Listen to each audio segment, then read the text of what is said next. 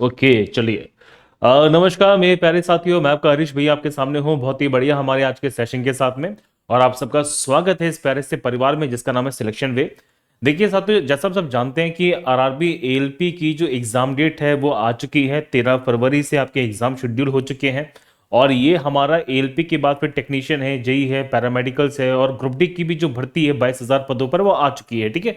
तो आपके RRB ALP 2026 के जो पहले एग्जाम होने वाले हैं, तो उसके लिए साथियों मैं साइंस के यहाँ पे 5 मॉक टेस्ट कराने वाला हूँ, जिसके अंदर ये हमारा मॉक टेस्ट नंबर 1 होगा। तो मैं देखता हूं कि आप में से कितने विद्यार्थी हैं जिनकी तैयारी सही चल रही है। तो मैं उम्मीद करता हूं कि आप सबके सब इस मॉक टेस्ट के अंदर 20 में से 20 पक्का लेके आएंगे। ठीक है।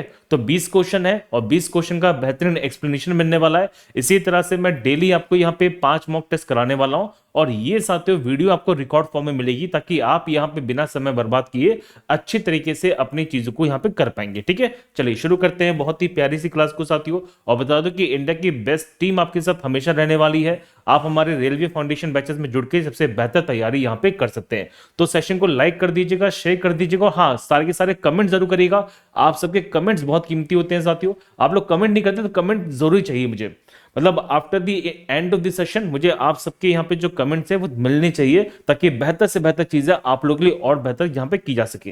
ठीक है। चलिए तो शुरू करते हैं साथियों पहले क्वेश्चन के साथ में। पहला क्वेश्चन जो दिया गया पढ़ो जरा, और उसका फिर सही आंसर मुझे बताना। तो क्या क्वेश्चन हमारे पास में कि गति के दूसरे नियम के अनुसार, ठीक है, कि संवेग में परिवर्तन की जो दर होती है, संवेग में परिवर्तन की जो दर होती है वो किसके समानुपाती होती है।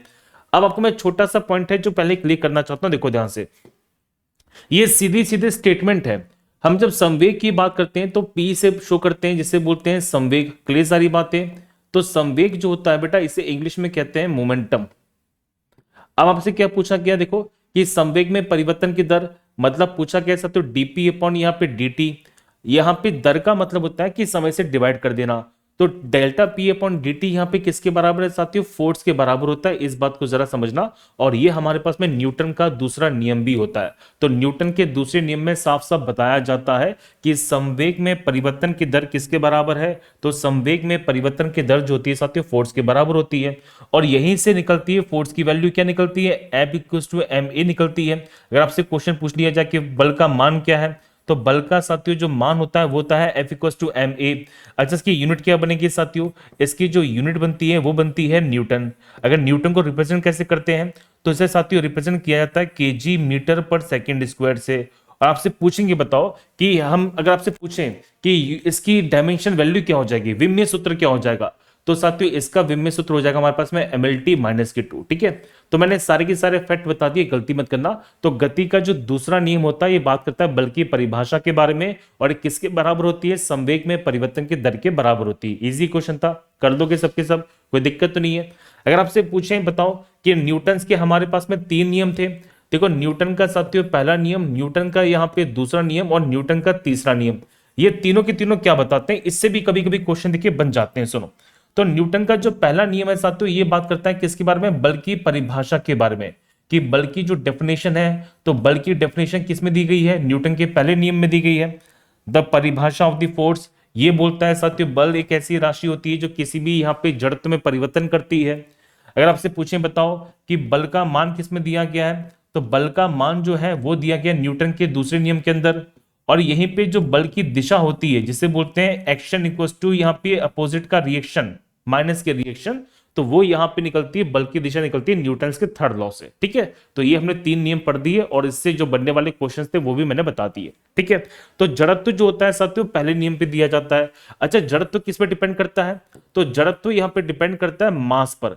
जिसका द्रव्यमान जितना ज्यादा होगा उसका जड़त्व उतना ज्यादा होने वाला है। ऊर्जा की बात करते हैं तो ऊर्जा किसके बराबर होती है साथियों, कार्य के बराबर होती है। और इसका डायमेंशनल फॉर्मूला बनेगा ml स्क्वायर टी की पावर माइनस के 2।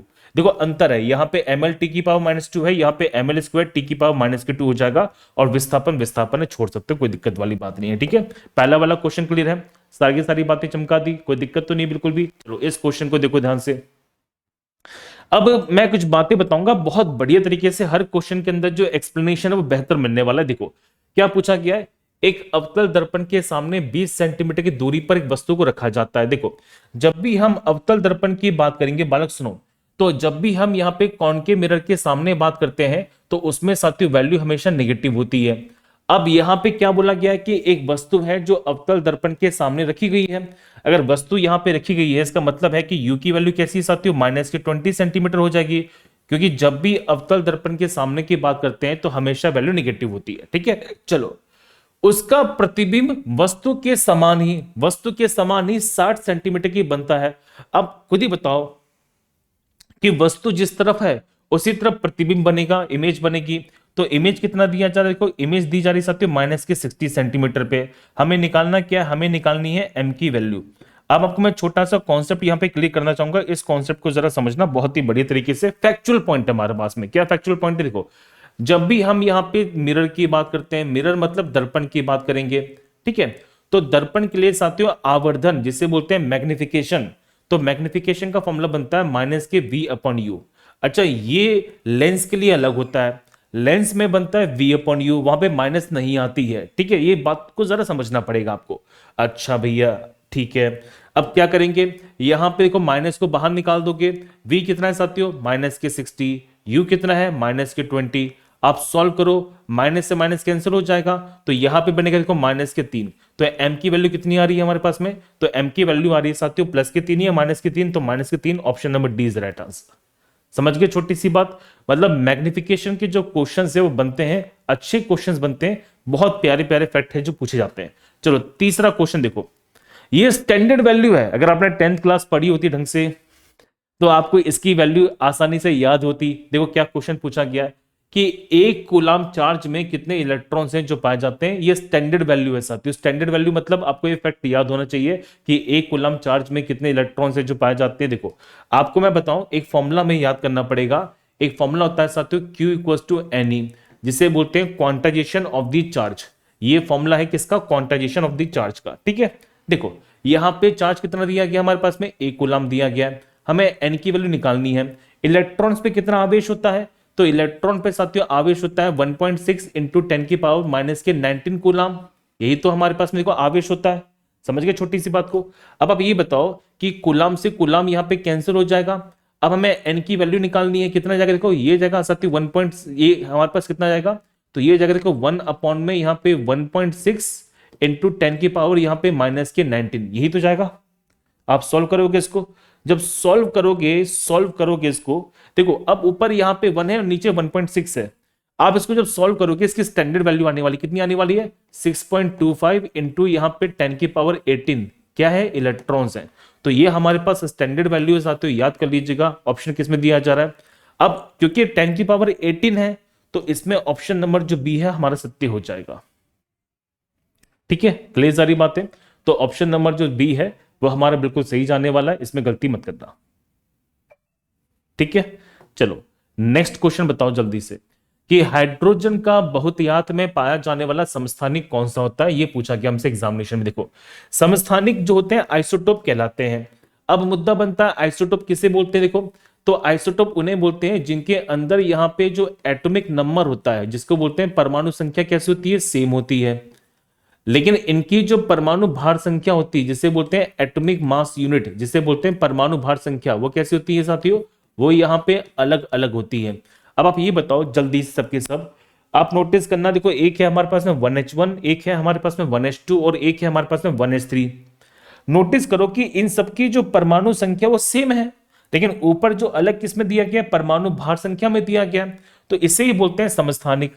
अब सबसे ज्यादा मात्रा में पाया जाने वाला समस्थानिक होता है जिसे बोलते हैं प्रोटियम। क्या बोलते हैं, प्रोटियम बोलते हैं, तो option C is the right answer. मतलब सबसे ज्यादा मात्रा में पाया जाने वाला समस्थानिक कौन सा है, तो आंसर है प्रोटियम है। इसकी खोज यहाँ पे हेनरी कैवेंडिश के द्वारा 1766 में की गई थी, गलती मत करना, देखो मैं बता रहा हूं। तो यहाँ पे हमारे पास में 3 क्या है समस्थानिक हो जाएंगे, एक है साथियों को हमारे पास में 1H1, ठीक है, एक हमारे पास कौन सा है 1H2 हो जाएगा, और एक हमारे पास कौन सा देखो 1H3 होगा। अब आप ये बताओ कि सबसे ज्यादा मात्रा में कौन सा मिलेगा, तो सबसे ज्यादा मात्रा में साथियों मिलता है 1H1। इसकी खोज यहां पे की जा रही है हेनरी कैवेंडिश के द्वारा। ये सबसे अधिक मात्रा में पाया जाने वाला आइसोटोप है। अब एक कमाल की बात देखो, ये संसार का एकमात्र ऐसा तत्व है, पूरे ब्रह्मांड का एकमात्र ऐसा तत्व है जिसमें साथियों न्यूट्रॉन की वैल्यू नहीं होती, इसमें न्यूट्रॉन्स नहीं पाए जाते। क्वेश्चन बनेगा कि बताओ कि कौन सा एकमात्र तत्व है जिसमें न्यूट्रॉन्स नहीं होते हैं, तो आंसर है हमारे पास में 1H1, जिसे क्या बोलते हैं, प्रोटियम बोलते हैं। सबसे ज्यादा मात्रा में पाया जाने वाला समस्थानिक कौन सा, प्रोटियम है। ड्यूटेरियम को साथियों यहाँ पे खोजा गया हेराल्ड यूरी के द्वारा, और इसी से हमारे भारी वाटर, जिसे बोलते हैं हैवी वाटर, तो भारी जल का निर्माण होता है। और इसका यूज कहां पे करते हैं, यहां पे यूज करते हैं साथियों मंदक के तौर पे, मतलब रिएक्शन को धीमा करने के लिए इसका इस्तेमाल है जो किया जाता है, ठीक है। एक होता है 1H3, इसकी खोज यहां पे करने वाले व्यक्ति है अर्नेस्ट रदरफोर्ड, यहां पे मार्क ओलिफेंट और यहां पे पॉल हॉटेक, इनके द्वारा यहां पे डिस्कवरी की जा रही है। और ये एकमात्र ऐसा यहां पे आइसोटोप है हाइड्रोजन का जो रेडियो एक्टिव है। रेडियो एक्टिव मतलब ये यहां पे साथियों लगातार क्रिया करता रहता है, इसमें से लगातार रेडिएशन जो है वो बाहर निकलते रहते हैं। तो ये कैसा यहाँ पे रेडियो एक्टिव होता है, इसको भी जरा समझिएगा भैया कैसे होता है रेडियो एक्टिव, क्योंकि इसमें न्यूट्रॉन की संख्या कितनी होती है, 2 होती है, जो इलेक्ट्रॉन्स प्रोटॉन की संख्या से ज्यादा है। अगर किसी भी परमाणु तत्व में न्यूट्रॉन की संख्या ज्यादा है तो वो रेडियो एक्टिव कहलाएगा, इस बात को जरा समझो, ठीक है। अच्छा क्वेश्चन था ये। नेक्स्ट क्वेश्चन देखो, बताओ क्या क्वेश्चन पूछा कि हमसे। 4 क्वेश्चन हो चुके हैं, मैं उम्मीद करता हूं कि चारों चारों आपने सही कर दिए होंगे। बताइए कि फलों और बीजों में, तो फलों और बीजों में से कौन सा पादप हार्मोन होता है जो ज्यादा मात्रा में पाया जाता है, कौन सा प्लांट हार्मोन है जो फलों में और बीजों में ज्यादा मात्रा में मिलेगा। देखो फलों और बीजों के अंदर यहाँ पे लगातार कोशिका का विभाजन होता रहता है, और प्लांट हार्मोन जो कोशिका विभाजन करवाता है उसका नाम है साथियों साइटोकाइनिन। तो साइटोकाइनिन के द्वारा सबसे ज्यादा मात्रा में कोशिका का जो विभाजन है, कोशिका डिवीजन होता है। अब आपको मैं एक चीज बता दूं, वो ये है कि प्लांट में ना 2 तरह के हार्मोन होते हैं, एक होता है प्लांट को बढ़ाने वाले, एक होते हैं प्लांट की वृद्धि को रोकने वाले। तो प्लांट की वृद्धि करने वाले 3 हार्मोन हैं, जिसमें पहला है साथियों ऑक्सिन, दूसरा है जिब्रेलिन और तीसरा है यहाँ पे साइटोकाइनिन। ये 3 हार्मोन ऐसे होते हैं जो पेड़ पौधों की वृद्धि करते हैं, जबकि 3 हार्मोन ऐसे होते हैं जो पेड़ पौधों की वृद्धि को रोकते हैं, मतलब कम कर देते हैं। जिसमें पहला साथियों इथाइलिन हो जाएगा, दूसरा हमारे पास में एब्सिसिक एसिड है, और तीसरा साथियों यहाँ पे मैलिक हाइड्रोजाइट। कौन सा है, मैलिक हाइड्रोजाइट है। इसे सिंपल सी बात को जरा समझिएगा, ठीक है। तो ये 3 हार्मोन कैसे हैं जो वृद्धि रोकते हैं। इनमें से सबसे ज्यादा क्वेश्चन बनता है वृद्धि करने वाले हार्मोन्स को लेके। हम बात करते हैं साइटोकाइनिन को लेके। देखो तो साइटोकाइनिन जो होती है वो कैसा हार्मोन है, वृद्धि करने वाला हार्मोन है। गलती बिल्कुल मत करना कि ये साइटोकाइनिन क्या है साथियों, वृद्धि करने वाला हार्मोन है। इसको यहाँ पे मिलर के द्वारा सबसे पहले मछली के शुक्राणु से अलग किया गया था। ये सीधी सीधी क्वेश्चन देखिए बन जाता है। अब एक बात को और सुनो, साइटोकाइनिन के ना बहुत सारे प्रकार मिलेंगे, बहुत सारे प्रकार मिलते हैं। जैसे एक क्वेश्चन बनता है जियाटिन को लेके, ये बहुत प्यारा क्वेश्चन देखिए बन जाता है जियाटिन को लेके। तो जियाटिन क्या होती है, तो जियाटिन साथियों एक यहां पे प्रकार है साइटोकाइनिन का, जिसका उत्पादन यहां पे जड़ों में होता है, और ये पेड़ पौधों के अंदर जो टहनियां होती हैं, ब्रांचेस होती हैं, उनकी वृद्धि करता है। ये क्वेश्चन बहुत प्यारा बनेगा आपसे एग्जामिनेशन में कि ये जियाटिन क्या है। तो जियाटिन एक प्रकार का साइटोकाइनिन हार्मोन है जो यहाँ पे जड़ों से बनता है, और पेड़ पौधों के अंदर जो वृद्धि करता है किसकी, यहाँ पे तनों की, शाखाओं की। इसकी खोज यहाँ पे लेथम के द्वारा की गई थी। तो ऐसे बहुत से फैक्ट मैंने बता दी, गलतियां मत करना, ठीक है बालक। चलो नेक्स्ट बताओ जल्दी से, ठीक है। तो बीज की, और यहां पे हम जब बात करते हैं फ्रूट्स की वृद्धि करने वाला हार्मोन कौन सा है, साइटोकाइनिन हो जाता है भाई साहब। अच्छा ये पांचवा पांचवा 2 बार कैसे हो गए, ये क्वेश्चन भी पांचवा था हमारा, ये क्वेश्चन भी पांचवा हो गया। चलो कोई नहीं, 2 बार क्वेश्चन रिपीट हो गए, मतलब आपको मैं एक क्वेश्चन एडिशनल करा दूंगा, ठीक है। जरा यहां पे देखो क्वेश्चन पूछा गया हमसे एग्जामिनेशन में, क्या है देखो मस्त तरीके से, कि गन्ने में, गुलाब में और अंगूर में, ठीक है, गन्ना है, गुलाब है, अंगूर है, इनमें साथियों बहुत से पेड़ पौधों को कृषि उद्देश्यों के लिए उगाने के लिए हम यहाँ पे स्तरीकरण और रोपण जैसी तकनीक का इस्तेमाल करते हैं। इसे क्या कहा जाता है, कि जैसे गन्ने को उगाना है, आपको रोज को उगाना है, अब अंगूर को उगाना है, तो आप यहाँ पे लेयरिंग और ग्राफ्टिंग करते हैं। तो लेयरिंग और ग्राफ्टिंग जो होती है वो किस तकनीक में शामिल है, आपने नोटिस किया होगा बहुत ही अच्छी तरीके से कि बहुत से पेड़ पौधों को हम अलग तकनीक से उगा सकते हैं। जैसे जैसे हम बात करते हैं रोज को लेके, गुलाब को लेके। अब गुलाब को उगाने के लिए ना आपको गुलाब का पौधा नहीं चाहिए, गुलाब की छोटी सी टहनी भी होगी, अगर आप उसे यहाँ पे जमीन में लगा दोगे तो भी उससे गुलाब का नया फूल, नया पौधा है जो बन के तैयार हो जाएगा। तो ऐसी तकनीक होती है। तो लेयरिंग हो गई, ग्राफ्टिंग हो गई, ये तकनीक किसका पार्ट है साथियों, तो ये पार्ट होती है यहाँ पे कायक प्रबंधन का, जिसे बोलते हैं वेजिटेटिव प्रोपोगेशन, ठीक है। तो ये हमारे पास में कायक प्रबंधन का पार्ट है, जिसे बोलते हैं वेजिटेटिव प्रोपगेशन बोलते हैं। तो इसके बहुत सारे तरीके होते हैं, जैसे क्या क्या तरीके होते हैं देखो, कि पौधों के अंदर से, जड़ों में से, तनों में से, पत्तियों में से, सुनो ध्यान से, कि पेड़ पौधों में से, जड़ों में से, तनों में से, पत्तियों में से नए पौधे का विकास करना, या नए पौधे की नई संतति का विकास करना, इनके लिए हम यहाँ पे कायक प्रबंधन यानी कि वेजिटेटिव प्रोपगेशन का इस्तेमाल है जो करते हैं। ये बहुत प्यारा क्वेश्चन है जो बन जाता है। अब इसमें बहुत सारे तरीके शामिल होते हैं, जैसे कौन कौन से तरीके शामिल हैं? इसमें ग्राफ्टिंग भी होती है, इसमें कटिंग भी होती है, इसमें लेयरिंग भी होती है, और साथ ही साथ टिश्यू कल्चर जिसे कायक संवर्धन कहते हैं वो भी शामिल किया जाता है। तो क्वेश्चन बनेगा आपसे क्या, कि बताओ कि ग्राफ्टिंग है, कटिंग है, लेयरिंग है, ये टिश्यू कल्चर है, ये किस तकनीक का पार्ट है? तो ये साथियों हमारे पास किसका पार्ट है? वेजिटेटिव प्रोपगेशन का पार्ट है। बढ़िया क्वेश्चन था ये, ठीक है। नेक्स्ट बताओ जल्दी से, क्या क्वेश्चन है, कि जब एक मोटे कांच के स्लैब को, ठीक है, एक मोटे कांच के स्लैब को हम यहां पे किसी भी मुद्रित सामग्री पर, मतलब किसी भी प्रिंटेड मटेरियल पर रखते हैं, तो होता क्या है? जैसे मान के चलो फॉर एग्जांपल ये हमारे पास एक पेज है, अब इस पेज के ऊपर मैंने एक छोटा सा एक कांच रख दिया। आप नोटिस करोगे साथियों, जो उसके अक्षर होते हैं वो थोड़े से बड़े बड़े दिखाई देते हैं। तो क्वेश्चन बनता है कि जो अक्षर होते हैं वो छोटे छोटे दिखाई देते हैं, फिर बड़े बड़े दिखाई देते हैं। तो अक्षर जो होते हैं वो थोड़े से बड़े बड़े दिखाई देते हैं। और यहां पे होने वाली घटना कौन सी होती है? तो ये होती है साथियों प्रकाश का अपवर्तन, जिसे बोलते हैं रिफ्रैक्शन ऑफ लाइट। क्यों? प्रकाश जो एक माध्यम से दूसरे माध्यम में प्रवेश करता है। तो आप जब यहां पे किसी ग्लास के माध्यम से किसी वस्तु को देखते हैं तो वो वस्तु थोड़ी सी बड़ी नजर आती है, ठीक है। तो यहां पे हमारे पास क्या हो जाएगा? तो यहां पे साथियों हमें पहली बात तो उठा हुआ भाग नजर आएगा, और ये किस प्रोसेस के कारण होता है? तो यहां पे होने वाली जो प्रोसेस उसे बोलते हैं प्रकाश का अपवर्तन, जिसे बोलते हैं रिफ्रैक्शन ऑफ लाइट, ठीक है। रिफ्रैक्शन ऑफ लाइट बोलते हैं जब प्रकाश एक माध्यम से दूसरे माध्यम में प्रवेश करता है, ठीक है। अच्छा क्वेश्चन था ये। चलो नेक्स्ट क्वेश्चन देखो ध्यान से। देखो ये एलपी के मैं वो क्वेश्चन करा रहा हूं जो बेहतरीन क्वेश्चंस हैं, जो शायद आपने इससे पहले मिस कर दिए होंगे। ये क्या क्वेश्चन पूछा गया देखो, कि 2 मीटर भुजा, मतलब एक 2 मीटर भुजा वाले एक घनीय लकड़ी है, मतलब यहां पे एक वुडन ब्लॉक दिया गया है जिसकी साइड कितनी है? 2 मीटर की है। इसको साथियों रखा गया है एक टेबल टॉप के ऊपर, ठीक है।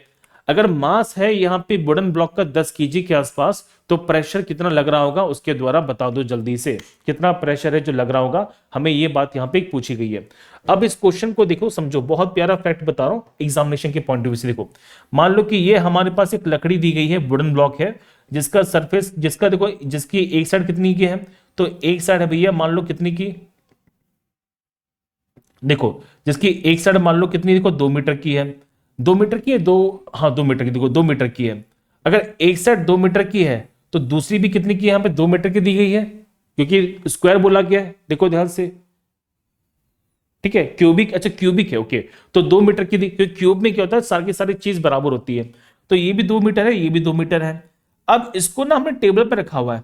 अब आप जानते हैं कि जो प्रेशर होता है साथियों क्या बनता है? वो बनता है हमारे पास में फोर्स अपॉन एरिया, ये तो बनता है। सबसे पहले हमें एरिया निकालना पड़ेगा।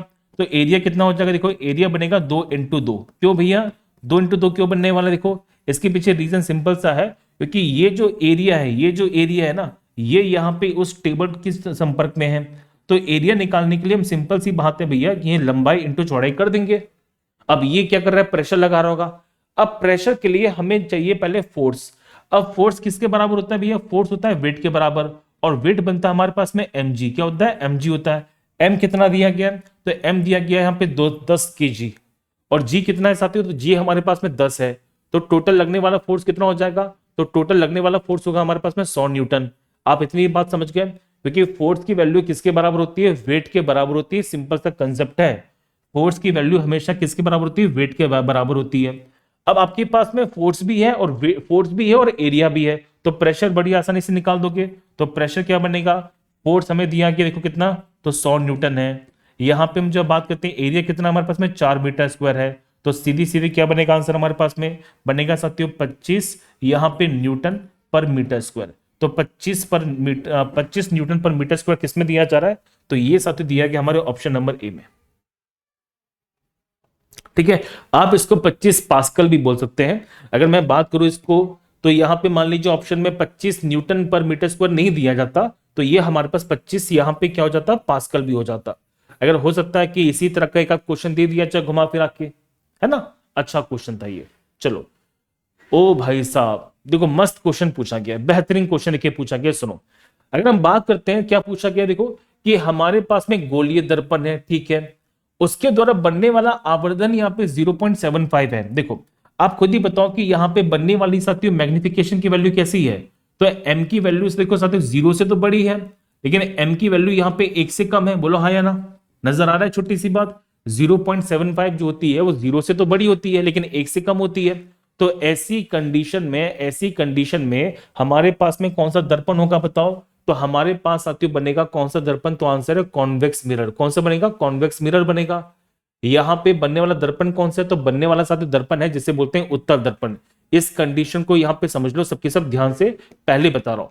अगर यहां पे आवर्धन की वैल्यू प्लस में है, मैग्निफिकेशन की वैल्यू प्लस में है, जीरो से बड़ी है और एक से छोटी है, तो हमेशा हमेशा हमेशा याद कर लो कि कौन सा दर्पण होता है साथियों, उत्तल दर्पण होता है। अब उत्तल दर्पण के अंदर कंडीशन बनती है, क्या कंडीशन बनती है, सुनते चलो ध्यान से, बहुत प्यारी कंडीशन बनती है कि हमेशा बनने वाली जो इमेज होती है वो कैसी बनती है साथियों, वर्चुअल बनती है। वर्चुअल मतलब आभासी इमेज का निर्माण है जो होता है। बनने वाली जो इमेज होती है वो कैसी बनती है, इरेक्ट बनती है, मतलब सीधी बनती है।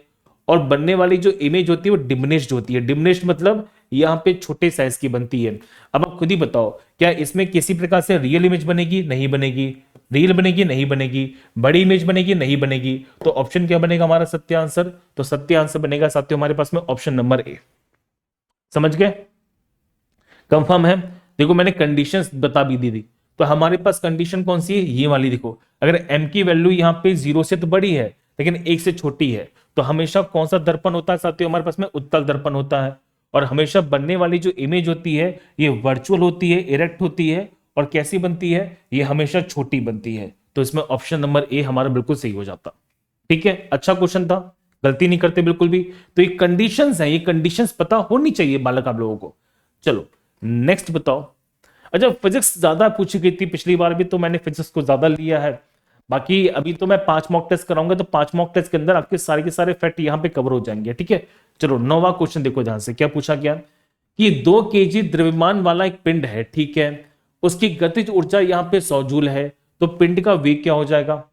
लप्पू सा क्वेश्चन, लेकिन न्यूमेरिकल है तो पूछा गया है बाबू, अब पढ़ाना तो पड़ेगा मुझे आपको। देखो क्वेश्चन बहुत इजी है। आपको पता है कि काइनेटिक एनर्जी की वैल्यू बनती है हमारे पास में 1/2 mv²। ये पढ़ा हम लोगों ने, क्योंकि कौन सी ऊर्जा की बात करेंगे, गतिज ऊर्जा। क्यों भैया, क्योंकि हमें पिंड की वेलोसिटी पूछी गई है। काइनेटिक एनर्जी कितनी है, तो ये दी गई है 100 जूल। यहां पे हम बात करते हैं 1/2, एम कितना है, तो एम हमारे पास में 2 है। और निकालना देखो v² है, 2 से 2 कैंसिल हो जाएगा। v² किसके बराबर, देखो यहाँ पे 100 के बराबर है। तो v की वैल्यू आएगी हमारे पास में प्लस माइनस की यहाँ पे 10 मीटर पर सेकेंड। अब क्योंकि हमें ऑप्शन में माइनस में नहीं दिया गया, तो आंसर सीधी सीधी क्या आएगा हमारे पास में, ऑप्शन नंबर ए आ जाएगा। ठीक है, ऑप्शन ए हमारा सत्य हो जाएगा। चलो बताइए साथियों, यदि किसी चालक की लंबाई को 3 गुना कर दिया जाए और इसके अन्य कारक समान रहेंगे, तो चालक का प्रतिरोध क्या हो जाएगा। देखो ध्यान से, आपको मैं बता दूं कि जो प्रतिरोध होता है वो यहाँ पे 3 फैक्टर्स पर डिपेंड करता है। जो प्रतिरोध होता है ना, वो लंबाई के समानुपाती होता है। प्रतिरोध जो होती है वो यहाँ पे क्षेत्रफल के विक्रमानुपाती होती है। और जो प्रतिरोध होता है साथियों वो भी यहाँ पे तापमान के समानुपाती होता है। और इन सब के अंदर हम बाकी सभी कारकों को क्या करते हैं, सेम मानते हैं। अब ये बताओ कि अगर लंबाई को 3 गुना कर दिया जाएगा तो प्रतिरोध क्या होगा, घटेगा, बढ़ेगा या सेम रहेगा। तो सिंपल सी बात है, प्रतिरोध भी हमारा 3 गुना हो जाएगा। लेकिन वहीं पे क्वेश्चन पूछते हैं प्रतिरोधकता के बारे में, रेजिस्टिविटी के बारे में। देखो ध्यान से, आर साथियों अलग होती है, आर यहाँ पे अलग है जिसे बोलते हैं प्रतिरोध, ठीक है। और एक होता है साथियों जिसे बोलते हैं रो, क्या बोलते हैं, रो। इसे बोलते हैं प्रतिरोधकता, क्या बोलते हैं, प्रतिरोधकता बोलते हैं। तो जो प्रतिरोधकता होती है ना, वो यहाँ पे सेम रहेगी, उसमें कोई बदलाव नहीं हो। क्यों नहीं बदलाव होगा, क्योंकि ये किस पे डिपेंड करती है, ये सिर्फ और सिर्फ यहाँ पे मटेरियल पे डिपेंड करती है। तो अगर मान लो इस क्वेश्चन में पूछता क्या कि बताओ इसकी प्रतिरोधकता क्या हो जाती, रेजिस्टिविटी क्या होती, तो रेजिस्टिविटी सेम रहती। रेजिस्टिविटी सिर्फ और सिर्फ मटेरियल पे डिपेंड करती है, वो सिर्फ और सिर्फ सामग्री पे डिपेंड करती है। ठीक है बालक, अच्छा क्वेश्चन था ये। बताओ थायरोक्सिन हार्मोन के संश्लेषण के लिए इनमें से किसकी आवश्यकता पड़ती है, कि हमें किसका यूज करते हैं साथियों थायरोक्सिन हार्मोन को सिंथेसाइज करने के लिए। थायरोक्सिन हार्मोन जो होता है वो सबसे ज्यादा डिपेंड करता है एक हमारे मिनरल पर जिसका नाम होता है आयोडीन। और इसी की कमी से यहाँ पे बड़ी समस्या पैदा हो जाती है। अब आपको मैं छोटा सा कॉन्सेप्ट जो बता रहा हूँ बोर्ड पे देखिए ध्यान से, आप ये नोटिस कर पाएंगे कि हमारे शरीर के अंदर बहुत सी ग्रंथियां मिलती हैं। तो ये है साथियों पीयूष ग्रंथि। इस पीयूष ग्रंथि के द्वारा हार्मोन निकाला जाता है जिसे बोलते हैं टीएसएच। अब ये पीयूष ग्रंथि जो हार्मोन निकालती है टीएसएच, ये करती क्या है, ये पीयूष ग्रंथि जो होती है साथियों, ये टीएसएच निकाल के हमारे शरीर में थायराइड ग्रंथि को एक्टिवेट करती है, स्टिमुलेट करती है, सक्रिय करती है। अब जैसे ही यहाँ पे थायराइड ग्रंथि एक्टिवेट हो जाएगी, इसके द्वारा हार्मोन निकलेंगे। कौन कौन से, T3, T4, कैल्सिटोनिन। अब जरा नाम देखो इन सबके, यहाँ पे हार्मोन का नाम है T3 जिसका नाम है ट्राई आयोडोथायरोक्सिन। तो यहाँ पे आयोडो मतलब आयोडीन की बात करेंगे, क्लियर सारी बातें। T4 देखो टेट्रा आयोडोथायरोक्सिन, यहाँ पे आयोडीन की बात करेंगे। और इन दोनों को एक साथ क्या कहा जाता है, इनको एक साथ बोलते हैं थायरोक्सिन। क्या बोलते हैं, थायरोक्सिन बोलते हैं।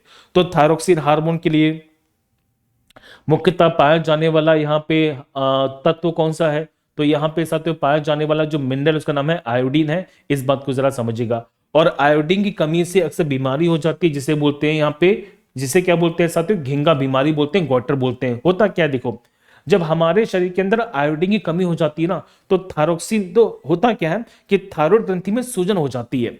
तो थायराइड ग्रंथि में सूजन हो जाने से साथियों यहाँ पे हमारे जो गले होते हैं वो फूल जाते हैं, गले में सूजन हो जाएगी, इसे बोलते हैं घिंगा बीमारी, इसे बोलते हैं गॉइटर बीमारी। ये किसकी कमी से होती है, तो ये होती है आयोडीन की कमी से। ठीक है बालक, गलती मत करना प्लीज। भाई साहब मजेदार क्वेश्चन है ये, बताओ कि संतति कोशिका में गुणसूत्र की संख्या किस प्रक्रिया के द्वारा आधी हो जाती है। The number of chromosomes become half by the process of, किस प्रोसेस के द्वारा आधी हो जाती है। देखो ध्यान से, अब मैं एग्जांपल बताता हूं बहुत प्यारा। देखो जैसे मान लो ये महिला है, फीमेल है, आपको पता है साथियों इस फीमेल में कितने क्रोमोसोम मिलते हैं, 46 क्रोमोसोम मिलते हैं। लेकिन इस फीमेल के द्वारा जब अंडाणु बनता है, अंडा बनता है साथियों, जिसे बोलते हैं एग बनता है, तो इस एग में कितने क्रोमोसोम होते हैं, देखो 23 क्रोमोसोम होते हैं। बोलो जल्दी से। अब आप खुद ही बताओ कि 46 का क्या हो गया, यहाँ पे हाफ हो गया। अब क्वेश्चन बनता है कि ये आधा किस कारण से हुआ है, तो यहाँ पे प्रोसेस होती है जिसे बोलते हैं अर्धसूत्री विभाजन, जिसे बेटा इंग्लिश में कहते हैं मियोसिस। क्या बोलते हैं, मियोसिस कहते हैं। तो आपसे क्वेश्चन पूछ लिया जाए कि क्रोमोसोम आधे कहां पर होते हैं, तो क्रोमोसोम आधे हो जाते हैं किसके अंदर, यहाँ पे मियोसिस की प्रोसेस में, जिसे बोलते हैं अर्धसूत्री विभाजन। क्या इतनी सी बात यहाँ पे क्लियर है, कोई दिक्कत तो नहीं है। जैसे पुरुषों की बात करते हैं तो पुरुषों के शरीर में 46 क्रोमोसोम है, लेकिन पुरुषों के अंदर बनने वाला जो यहाँ पे शुक्राणु होता है उसमें आधे क्रोमोसोम जाते हैं। अब ये शुक्राणु अंडाणु मिलेंगे, इसमें 23 क्रोमोसोम और अंडाणु में 23 क्रोमोसोम, तो शुक्राणु अंडाणु मिलकर 23 46 क्रोमोसोम दोबारा से बना लेते हैं। तो ये सीधे सीधे पॉइंट समझिएगा, अगर क्रोमोसोम्स, अगर गुणसूत्र आधे हो रहे हैं तो वहां पे कौन सा विभाजन हुआ है, अर्धसूत्री विभाजन हुआ है। ठीक है, तो सेक्स के निर्माण में, लिंग के निर्माण में साथियों ये जो प्रोसेस होती है, गलती मत करना। ठीक है, अच्छा क्वेश्चन था ये। बताओ, हमारे पास दो वृत्ताकार कुंडलियां हैं ए और बी, दोनों के अंदर जो त्रिज्या वो समान है, दोनों के अंदर जाने वाले करंट की मात्रा समान है, लेकिन उनके अंदर यहाँ पे जो फेरे हैं वो अलग अलग है, 50 और 100 है। इनका चुंबकीय क्षेत्र क्या हो जाएगा, देखो ध्यान से। अगर मान लो कि मेरे पास कोई भी कुंडली है, इस प्रकार से कोई भी कुंडली है, तो इसमें साथियों बनने वाला जो चुंबकीय क्षेत्र होता है, इसकी वैल्यू बनती है म्यू नॉट, यहाँ पे हम जब बात करते हैं एन आई पर। अब आप ये नोटिस कर पाओगे कि कहीं ना कहीं जो चुंबकीय क्षेत्र है वो कहीं ना कहीं घुमाव पे डिपेंड करती है। अगर घुमाव ज्यादा होगा तो चुंबकीय क्षेत्र भी ज्यादा होगा, सिंपल सी बात है। तो जिसमें 100 घुमाव है उसमें जाने वाला चुंबकीय क्षेत्र भी कैसा है, ज्यादा है। इसका मतलब यह है कि अगर बी की बात करेंगे तो बी में कितने घुमाव होने वाले हैं, 100 घुमाव होने वाले हैं। बी में टोटल नंबर ऑफ टर्न्स कितने बेटा, 100 हो जाएंगे। अगर टोटल नंबर ऑफ टर्न 100 हैं, इसका मतलब है कि बी के अंदर बनने वाला चुंबकीय क्षेत्र ए से कैसा है, ज्यादा होगा, क्योंकि ये किस पर डिपेंड करता है, नंबर ऑफ टर्न्स पर, यानी कि घुमाव पर डिपेंड करता है। तो इसमें ऑप्शन नंबर बी जो है हमारा बिल्कुल सत्य आंसर है। ठीक है, चलो नेक्स्ट क्वेश्चन देखो ध्यान से, बताओ। 14वां क्वेश्चन बहुत इजी है, बच्चे गलती करके आए हैं, मैं वही बताना चाहता हूं। देखो, यदि किसी चालक का प्रतिरोध यहां पे 3 गुना बढ़ा दिया जाए और धारा क्या होगी, यदि वोल्टेज हमारे पास में सेम है। हम सब ने पढ़ा है इसके बारे में, किसके बारे में, को V = IR के बारे में, कोई दिक्कत तो नहीं है, जिसे बोलते हैं ओम का नियम। अब ये बताओ कि अगर इसकी वैल्यू सेम है तो क्या मैं इसकी वैल्यू के साथ एक मान लूं। देखो, तो 1 किसके बराबर है साथियों, हमारे पास में IR के बराबर हो जाएगा। तो R कितना हो जाएगा, ये बचेगा, देखो साथियों 1/I, बोलो हाँ या ना। इसका मतलब क्या है, इसका मतलब है कि ये एक दूसरे के समानुपाती विक्रमानुपाती है। अब आप खुद ही बताओ कि प्रतिरोध को बढ़ा के 3 गुना कर दिया गया। अगर प्रतिरोध को 3 गुना बढ़ा दिया जाएगा तो कहीं ना कहीं जो करंट होगा साथियों वो 1/3 कम हो जाएगा। बोलो जल्दी से, क्योंकि समानुपाती विकर्मानुपाती विकर्मानुपाती है। अगर प्रतिरोध को 3 गुना बढ़ा देंगे तो करंट की जो वैल्यू होगी वो हमारी 1/3 कम हो जाएगी। तो ऑप्शन क्या बनेगा हमारे पास में? ऑप्शन नंबर सी बनेगा। लॉजिकली ये सारी बातें, अगर पोटेंशियल को सेम रखा जा रहा है और हम रेजिस्टेंस को बढ़ा देते हैं तो कहीं ना कहीं करंट की वैल्यू उतनी ही रेशियो में क्या होती है? डिक्रीज हो जाती है। इस बात को जरा समझिएगा, ठीक है बालक। चलो 15वां क्वेश्चन है। सर फिजिक्स ज्यादा करा दी आपने, ज्यादा नहीं करा दी, वो क्वेश्चन करा रहा हूं जो तुम्हारे एग्जामिनेशन में पूछे गए। देखो ध्यान से, एक गाड़ी है जो 5 सेकंड में 40 मीटर प्रति सेकंड से घटकर यहां पे 20 मीटर प्रति सेकंड पे हो जाती है। देखो यहां पे क्या दिया जा रहा है साथियों? यू दिया जा रहा है और ये हमारे पास क्या है? वी है। तो कार का जो त्वरण है वो ज्ञात करना है। देखो ध्यान से, बहुत इजी क्वेश्चन है ये क्वेश्चन ना, आप ऑटोमेटिकली सॉल्व कर सकते हो। इसकी वैल्यू देखो माइनस में आएगी। क्यों आएगी माइनस में? बता रहा हूं। देखो आपको पता है जो त्वरण होता है, एज होता है, इसकी साथ वैल्यू बनती है v माइनस के u अपॉन टी, जिसमें v क्या हमारे पास में? अंतिम वेग होगा, u क्या हमारे पास में? प्रारंभिक वेग हो जाएगा, और t क्या समय है? देखो a निकालना है, सिंपल सी बात है। v कितना दिया गया है? तो v है साथियों यहाँ पे 20, अंतिम वेग कितना? 40 है, प्रारंभिक कितना है? अंतिम यहाँ पे 20 है, प्रारंभिक यहाँ पे 40 है, और समय दिया जाए देखो 5 का। आप कहोगे सर ये है माइनस के 20 अपॉन के 5, और ये बनेगा साथियों माइनस के 4 मीटर पर सेकेंड स्क्वायर। अब ये जो माइनस की वैल्यू 4 में जो आ रही है वो क्या बताती है? माइनस में साथियों जो वैल्यू बता रही है ये बताती है किसको? यहाँ पे डी एसेलरेशन को, जिसे बोलते हैं मंदन। तो यहाँ पे कौन सी प्रोसेस हो रही है? तो यहाँ पे साथियों प्रोसेस हो रही है जिसे बोलते हैं मंदन। यहाँ पे वेलोसिटी बढ़ेगी, वेलोसिटी कम हो रही है, तो वेलोसिटी कम हो रही है, इसका मतलब ब्रेक लगाए जा रहे हैं। समझ में आगे छोटी सी बात, मतलब यहाँ पे स्पीड को बढ़ाया नहीं जा रहा है साथियों, यहाँ पे क्या लगाया जा रहा है? ब्रेक लगाया जा रहा है। तो जब भी हमारी वेलोसिटी डाउन होती है तो वहां पे एक्सेलरेशन की जो वैल्यू होती है साथियों नेगेटिव होती है। इस बात को जरा समझिएगा, ठीक है। चलो नेक्स्ट बताओ जल्दी से। 16वां क्वेश्चन है, बहुत इजी क्वेश्चन है, कते इज इजी क्वेश्चन। मुझे लगता नहीं कि मुझे इस क्वेश्चन को सॉल्व भी करना चाहिए, आप सबके सब यूं ही सॉल्व कर दोगे, यूं ही सॉल्व कर दोगे। देखो सुनो, सबके सब बोर्ड पे देखो ध्यान से। क्या पूछा गया हमसे एग्जामिनेशन में कि जब 1 और 2 ओम के प्रतिरोध को हम पैरेलल में जोड़ते हैं। सुनो, अगर आपको एक सिंपल सा कॉन्सेप्ट बता रहा हूं, देखो अगर हमारे पास हमने क्या किया, 2 रेजिस्टेंस लिए हैं, एक हमारे पास में R1 है और एक हमारे पास में R2 है। अगर इनको मैंने किस में जोड़ा? समानांतर में जोड़ा। तो समानांतर में होता क्या? देखो ध्यान से, जो करंट होता है, जो करंट होती है, देखो वो क्या होती है? यहाँ पे अलग अलग होती है। इस बात को जरा समझिएगा। तो हमेशा पैरेलल में करंट की वैल्यू क्या होती है? अलग होती है। खैर हमारे लिए वो मुद्दा नहीं, मुद्दा ये है कि सब प्रतिरोध की वैल्यू क्या हो जाएगी। तो सुनो, छोटी सी ट्रिक बता रहा हूं। ट्रिक क्या है?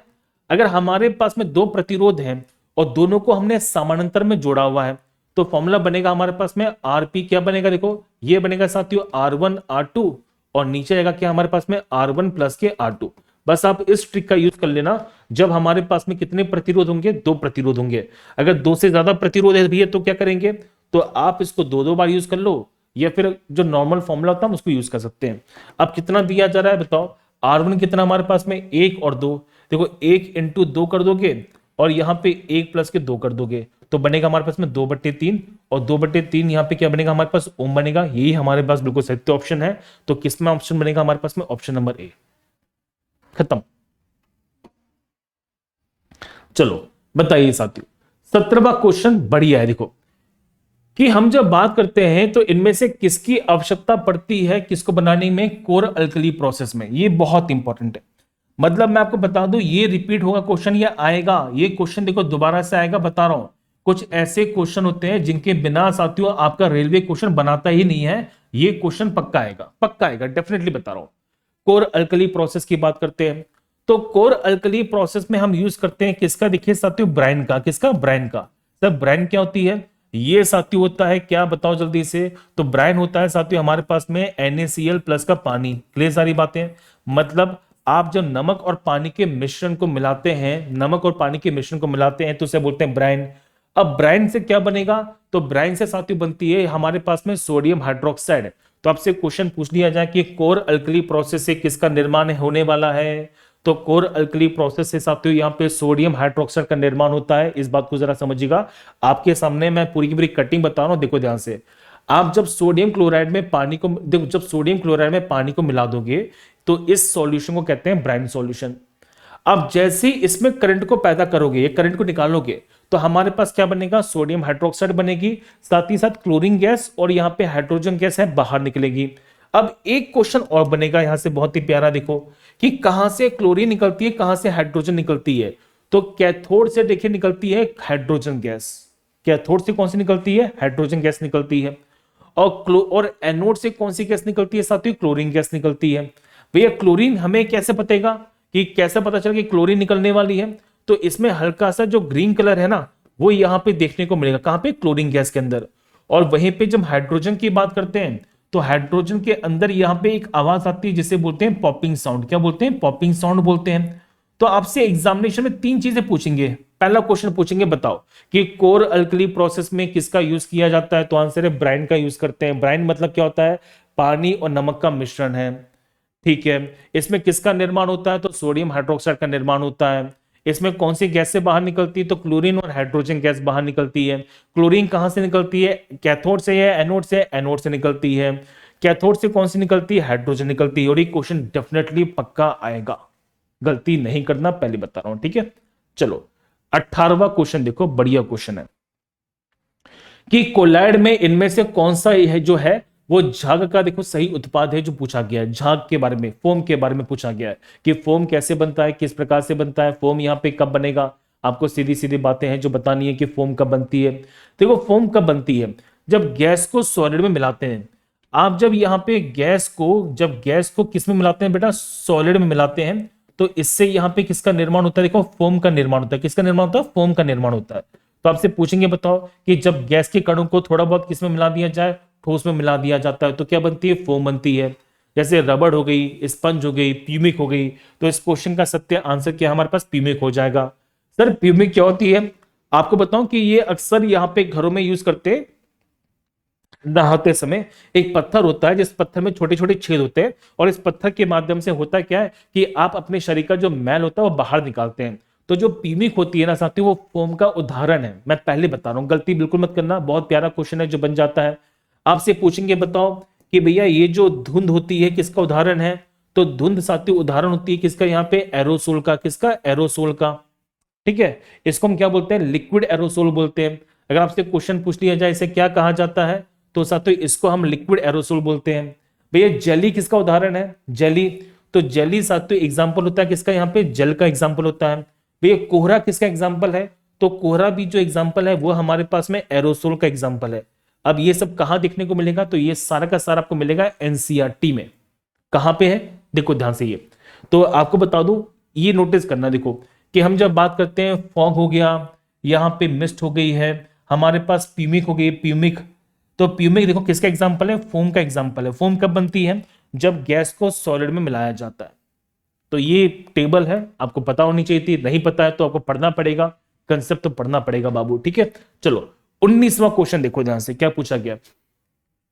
इनमें से क्वेश्चन देखिए पूछा गया हमसे एग्जामिनेशन में, बढ़िया क्वेश्चन है ये, क्या मस्त क्वेश्चन है कि इनमें से कौन सा यहाँ पे यौगिक होता है जिसका इस्तेमाल यहाँ पे सोडा एसिड फायर एक्सटिंग्विशर, यानी कि सोडा एसिड अग्निशामक में इसका यूज है जो करते हैं। किसका इस्तेमाल हम यहाँ पे करते हैं, ये बेटा यहाँ पे ना पता नहीं कैंपी पुलिस कैसे हो गया, ये तो कोई गलत हो गया है। ये एलपी वाला क्वेश्चन है, पता नहीं यहाँ पे कैसे ने ये टाइप कर दिया, ये पता नहीं किसने टाइप कर दिया पे। चलो तो हम देखिए जब बात करते हैं तो यहाँ पे देखो सोडा एसिड अग्निशामक की बात की जा रही है, सोडा फायर एक्सटिंग्विशर की बात करते हैं। तो इसमें किसका इस्तेमाल है जो किया जाएगा, तो सुनो ध्यान से, सोडा एसिड फायर एक्सटिंग्विशर में हम यूज करते हैं सोडियम बाइकार्बोनेट का। तो सोडियम बाइकार्बोनेट का फॉर्मूला क्या बनेगा साथियों, हमारे पास में बनेगा ऑप्शन नंबर सी, NaHCO3 का इस्तेमाल है जो यहाँ पे किया जाएगा। गलती बिल्कुल मत करना, पहले बताना चाहता हूं, देखो ध्यान से, हमारे पास ब्लीचिंग पाउडर है, कैल्शियम क्लोराइड है, सोडियम बाइकार्बोनेट है और सोडियम कार्बोनेट है। अब ये देखो हमारे पास सारी की सारी बातें यहाँ पे दी जा रही है। अब आपको मैं बताऊं, देखो ब्लीचिंग पाउडर को बोलते थे कैल्शियम ऑक्सीक्लोराइड, है कि नहीं, लेकिन अभी एनसीईआरटी बोल रही है कि इसका फॉर्मूला चेंज कर दिया है। अब क्या कर दिया है, देखो ये कर दिया है साथियों, तो ये इसका नया फॉर्मूला कर दिया है एनसीईआरटी ने, कैल्शियम OCl2 का होल ट्वाइस, मतलब CaO2Cl2, ये नया फॉर्मूला कर दिया एनसीईआरटी ने, दोनों सही है, गलती मत करना। तो ब्लीचिंग पाउडर का इस्तेमाल आप जानते हैं कहां पे करते हैं, पानी को शुद्ध करने के लिए करते हैं, कपड़ों को साफ करने के लिए करते हैं, इसका इस्तेमाल किया जाता है। सोडियम बाइकार्बोनेट, जिसको हम यहाँ पे NaHCO3 बोलते हैं, जिसको हम खाने वाला सोडा भी बोलते हैं साथियों, तो इसका इस्तेमाल खाने में किया जाता है। एसिडिटी कम करने में करते हैं। फायर एक्सटिंग्विशर में इसका इस्तेमाल है जो किया जाता है। यहाँ पे टूथपेस्ट में इसका इस्तेमाल हम जो करते हैं। कैल्शियम क्लोराइड है, तो कैल्शियम क्लोराइड का इस्तेमाल यहाँ पे किया जाता है साथियों चूना के रूप में, ठीक है। साथ ही साथ रेफ्रिजरेंट में इसका इस्तेमाल करते हैं, सीमेंट बनाने में इसका इस्तेमाल है जो किया जाता है। और सोडियम कार्बोनेट, जिसको हम वॉशिंग सोडा बोलते हैं, ये कपड़ों को साफ करने के लिए इसका इस्तेमाल है जो किया जाएगा। पेपर बनाने में इसका इस्तेमाल है जो करते हैं। पानी को यहाँ पे सॉफ्ट करने में इसका इस्तेमाल है जो किया जाता है। ऐसे बहुत से इस्तेमाल है जो इनके यहाँ पे किए जाएंगे, ठीक है। चलो 20वां क्वेश्चन है, ये क्वेश्चन बड़ा मजेदार है, पहले सुन लो ध्यान से, उसके बाद आंसर बताना। क्या क्वेश्चन पूछा गया है कि इनमें से किस जीव के अंदर आनुवांशिक रूप से यहाँ पे जो लिंग है वो निर्धारित नहीं होता, मतलब ये पैदा होते ही नहीं होता कि कौन सा मेल है कौन सा फीमेल है, ये अपने लिंग में परिवर्तन कर सकते हैं, अपने अनुसार परिवर्तन कर सकते हैं, ये क्षमता हमारे अंदर नहीं होती है। लेकिन एक जीव है, कुछ जीव होते हैं जिनके अंदर ये क्षमता होती है, तो बताना आपको ये है कि कौन सा जीव है साथियों जिसके अंदर ये क्षमता देखने को मिलेगी। और आप इसका आंसर मुझे होमवर्क सेक्शन में जरूर बताना, कमेंट सेक्शन में जरूर बताना। तो एक क्वेश्चन साथियों मैं आपके लिए होमवर्क में यहाँ पे देख के जा रहा हूं। तो उम्मीद करता हूं कि आपने बहुत अच्छी तरीके से यहाँ पे सेशन को पढ़ा होगा, और मैं उम्मीद करता हूं कि आपके 20 में से अच्छा स्कोर आया होगा। आप प्लीज यहां पे मुझे कमेंट सेक्शन में जरूर बताना कि आपका 20 में से स्कोर क्या रहा है, ये बेटा प्लीज कमेंट जरूर करना। और ऐसे में 5 मॉक टेस्ट है जो कराने वाला हूं, और इन 5 मॉक टेस्ट के अंदर आप बहुत ही बढ़िया तरीके से अपने जो अपना जो यहाँ पे रिवीजन है मेरे साथ कर पाएंगे। आप बहुत बढ़िया तरीके से देखिए साथियों, इसी प्रकार से मेरे साथ जुड़े रहेगा, करते हैं इस हर तरीके से आपको सारे के सारे फैक्ट है जो जानने को मिलते रहेंगे, ठीक है। तो कमेंट जरूर करना साथियों 20वें क्वेश्चन को आप सबके साथ। तो ये थी हमारी आज की प्यारी सी क्लास, और मैंने आपको बहुत सारे फैक्ट बता दिए। बाकी आप लोग जुड़िए साथियों हमारे साथ, क्योंकि आपको बेहतर कंटेंट मिलने वाला है, और इंडिया की सबसे बेहतरीन टीम रेलवे प्रिपरेशन के लिए आपको मिलेगी, जहां पे आपको खुद जीत राणा सर जीके जीएस पढ़ाने वाले हैं। मैथ्स पढ़ने का मौका आपको गगन प्रताप सर से मिलने वाला है। मैं आपका हरीश भैया साथियों आपको यहाँ पे साइंस में सेवाएं देने वाला हूं, और दीपक सर साथियों इस रीजनिंग की धज्जियां उड़ा रहे हैं, ठीक है। तो आप यहाँ पे जुड़िए बेहतरीन टीम के साथ अपने आने वाले सभी रेलवे के एग्जाम्स की प्रिपरेशन के लिए, और कमेंट करके बताइए आपका स्कोर यहाँ पे क्या रहा है। इसी तरह की नेक्स्ट क्लास आपको जल्दी मिलने वाली है कल के सेशन के लिए। तो मिलते हैं साथियों नेक्स्ट क्लास के अंदर। Love you all, take care, bye bye.